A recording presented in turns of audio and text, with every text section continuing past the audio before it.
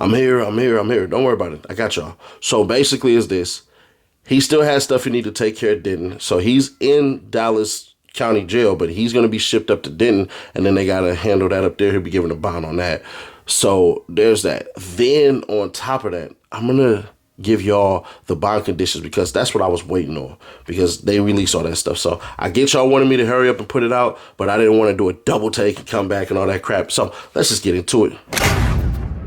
So here you go, right? Conway Marquise or Marquise Conway, all that and everything like that. So this where he at. Y'all can see this is his mugshot and all this crap. But I want y'all to pay attention to something, right? Y'all remember Lil Reese, right? Well, Lil Reese just did penitentiary time over the stuff that I'm about to show you right now. And that right here is assault causes bodily injury family member. So he beat up somebody's family or a girl or something like that. So there you go right there. Other than that, yeah, he's going to be on hold for dinner. Right here, we're going to go ahead and basically put something out real quick. His bail is set, so they had that modification of bond conditions, sheriff's notification pursuant to ART input form and or writ related to bond. So here you go right here. Bail is set at 750,000. Had to appear in all court settings. He can't drink. He can't smoke. He got to submit to alcohol and drug testing. He obviously can't possess any weapons. No new arrest charges. Very important. Can't get arrested for nothing. No contact with co-defendants. No contact or communications with victim in any manner. Do not threaten or harass victim, his or her family, or their pets, even if shared witnesses.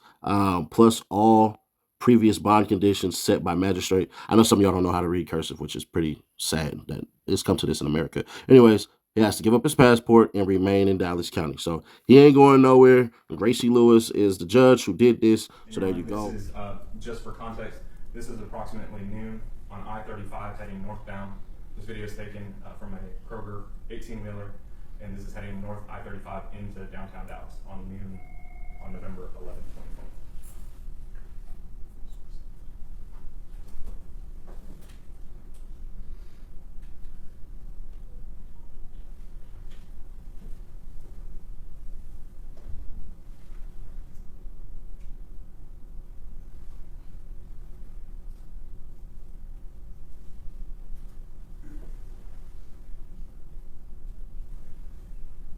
Now, Your Honor, if I could draw the court's attention, if you look on the, I've stopped this video at 19 seconds. You see a gold sedan in the far left lane and a black sedan in the second lane to the left. The gold sedan will be the vehicle carrying the victim, and the black sedan is the vehicle driven by Q1 White, who is then the shooter, based off of the evidence we have.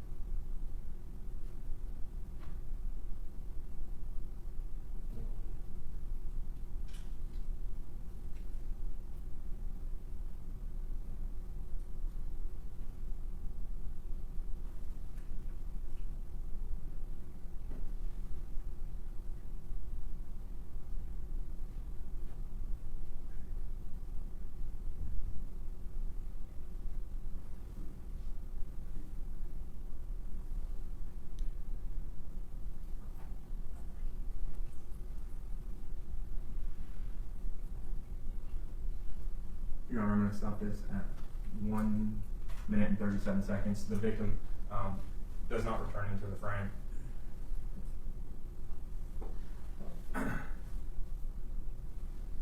The only other things that the state would like to proffer as far as this bond hearing. I ain't gonna hold you. I thought we all seen that shooting footage, but I guess not. One of the questions that people have is, bruh, M03 might have been trying to be too gangster.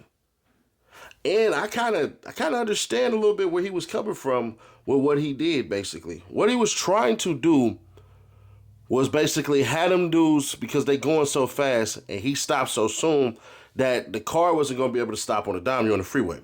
So then he stops and he's thinking he has enough time, where he can get cover in front of that car and then bust it out. That's what it seems like to me. That was some tough thinking, but if he would have just kept on going, bro, I ain't gonna hold you. I think M03 would still be here to this day.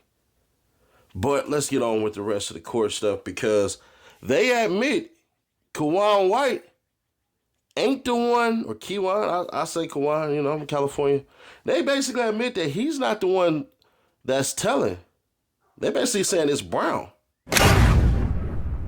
Took place in the days following Mr. Noble's murder in November of 2020. A state's witness will testify to the individuals present and involved in this conversation. The state's witness will also testify to Marquise Conway, the defendant, being present and involved in this conversation. The state's witness will testify to the amount of money that was to be paid for the murder. A state's witness will testify to the individuals responsible for the payment. That state's witness will also testify that Marquise Conway was one of the individuals responsible for a portion of that payment. A state's witness will also testify to the individual who would receive this payment. The state's witness will testify that Kiwan White was, in fact, the individual to receive this payment, who was originally indicted in State's Exhibit Number 1, the probable cause, which is before this court. The state's witness would also testify that Kiwan White, or to who shot and killed Melvin Noble. This witness would also testify to Kiwan White being the individual who shot and killed Mr. Noble on November 11th of 2020. Again, this conversation took place in the days following Mr. Noble's murder. The state has also had an opportunity to review bank records of the defendant, Marquise Conway. These records would show that the defendant drew $40,000 in the days following the murder of Melvin Noble. And for the record, that was a cash withdrawal.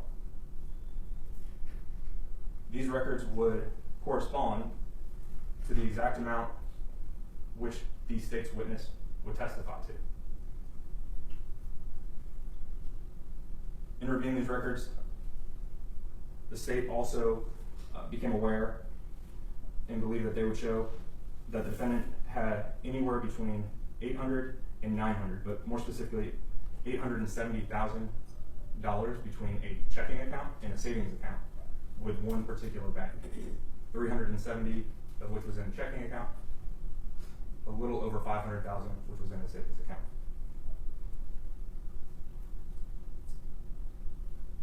The state at this time would like to publish to the court what's been marked as State's Exhibit Number 3, which is the video of the offense.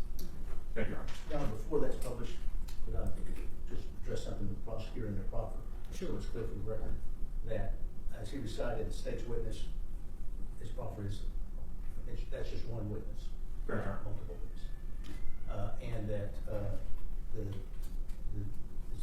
I don't recall if the specific in the proffer was when the date that this witness reported to hear this conversation. I do not have the specific date written down, but I know it was in the days following the offense. We do have evidence of when this could have taken place based off of cell phone data of when the defendant was in another state and then we came back to Texas. So we believe we have a time frame. As far as the exact date, I do not have it this time. Of course, since the grand jury referral. Defendant Kiwan White was also indicted. You do have his murder probable cause affidavit from 2020. He was also indicted at that same time in cause number F2175377 for Dr. Randall Graham, who also sustained injuries, a neurosurgeon who was heading north on I-35 that day and was struck as well. However, he did survive.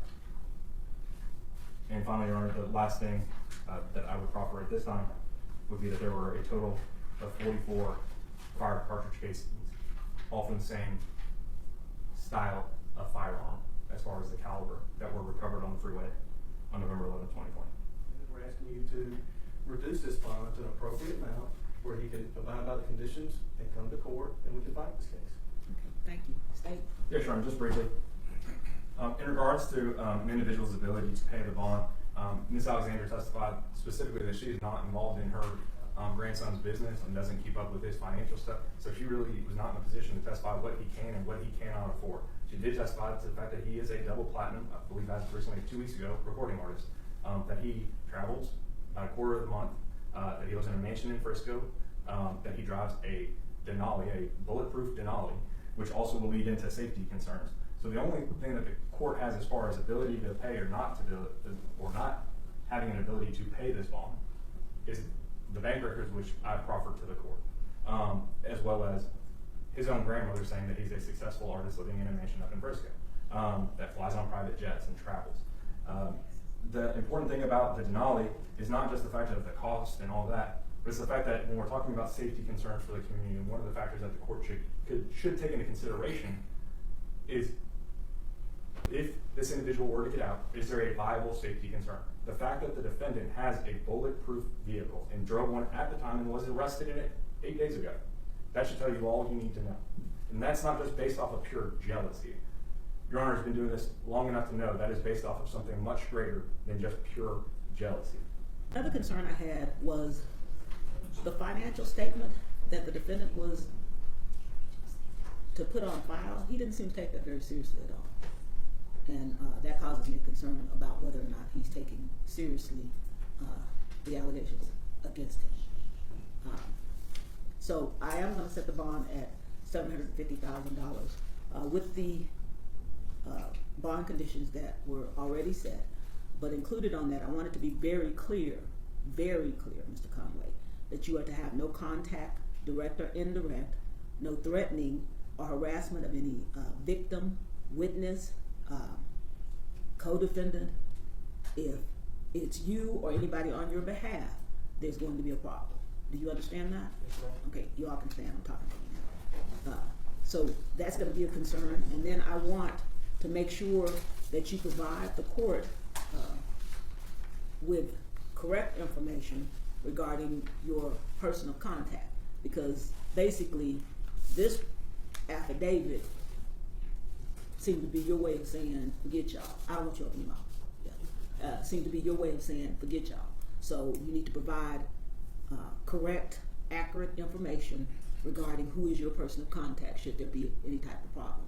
I hope that you're taking this seriously because your responses in this affidavit kind of indicate that you're not.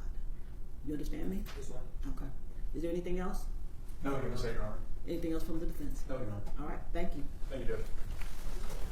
Now, I want y'all to understand something. Yella Beezy got a top-notch lawyer. We talking about multiple MVPs lawyer. Check this out.